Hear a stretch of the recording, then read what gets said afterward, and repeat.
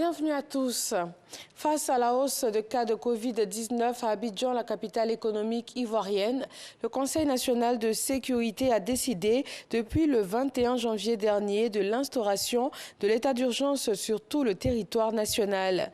L'intensification du contrôle de l'obligation du port du cache-nez, notamment dans les transports en commun, les services publics et privés et les espaces publics.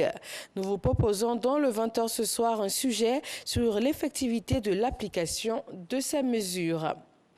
Il est en tournée de sensibilisation dans le Moronou. L'inspecteur général d'État se fait le porte-voix du développement.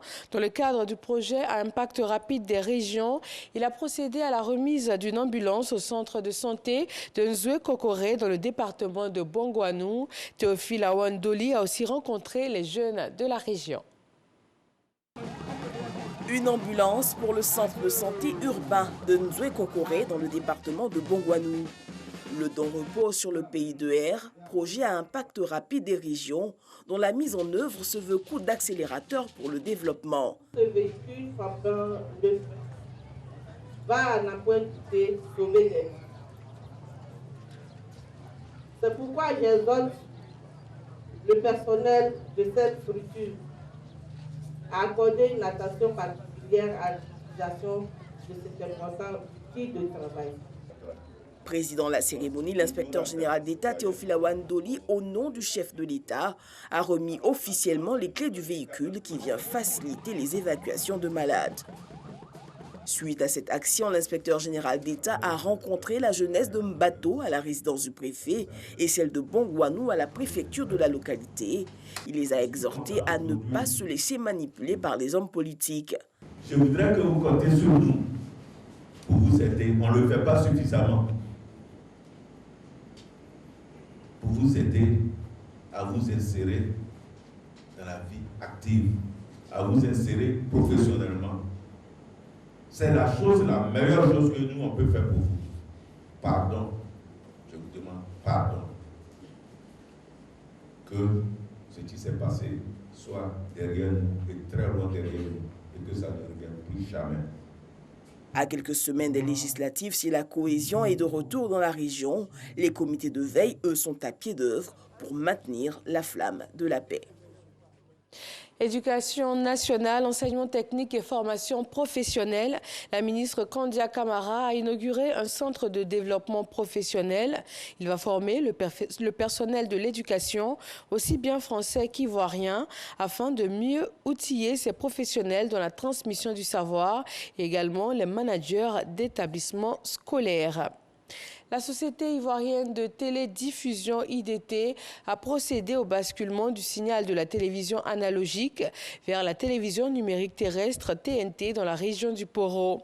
Ceux qui ne disposent pas de kit TNT n'auront aucune image sur leur poste téléviseur désormais. Toutes les dispositions ont été prises dans la région pour fournir le marché en kit TNT avec plusieurs points de vente. Il faut savoir que la TNT offre plusieurs avantages, dont 7 chaînes gratuites avec une meilleure qualité d'image et de son. En Somalie, au moins 5 civils ont été tués, une dizaine de personnes blessées lors d'une attaque des Chebab dans un hôtel de Mogadiscio. Une voiture piégée a explosé devant un hôtel près de l'aéroport. Des hommes armés ont ensuite investi le bâtiment et échangé des coups de feu avec le personnel de sécurité. Le ministère de l'Information a précisé qu'une des victimes est un ancien général très connu dans le pays. Et selon les Chebab qui ont revendiqué l'attaque, c'était bien lui leur principale cible.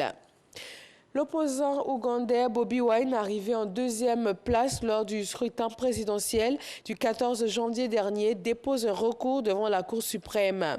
Bobi Wine a saisi officiellement la justice ce lundi pour réclamer l'annulation des résultats de l'élection présidentielle entachés selon lui par des fraudes qui ont assuré la réélection du président sortant. La Cour suprême a désormais 45 jours pour juger ce recours. Les militaires birmans ont pris le pouvoir ce lundi. Ils ont annoncé l'arrestation de la première ministre Aung San Suu Kyi et la mise en place de l'état d'urgence pour 1 an. Une annonce qui a aussitôt fait réagir la Chine. Elle lance un appel à la stabilité du pays. Et le secrétaire général des Nations Unies, Antonio Guterres, a fermement condamné l'arrestation d'Aung San Suu Kyi et d'autres dirigeants politiques. Les tensions intercommunautaires qui minent la Birmanie et le drame des Rohingyas refont surface. Merci de vous informer sur RTI 1. Dans tout juste quelques secondes, retrouvez l'information dans nos régions. Et moi, je reviens à 20 h.